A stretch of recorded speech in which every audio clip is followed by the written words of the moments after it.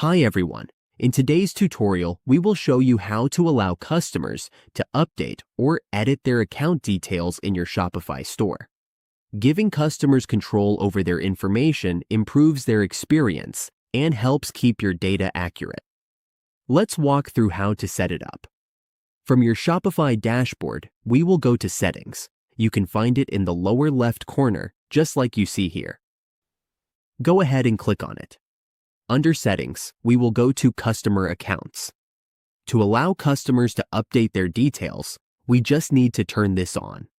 This will let your customers sign in and edit their account details. You can also enable the self-serve returns option, so customers can manage their own returns based on your return rules. Once we turn this on, customers will be able to sign into your store and edit or update their details. And that's all it takes to let your customers update or edit their account details in your Shopify store.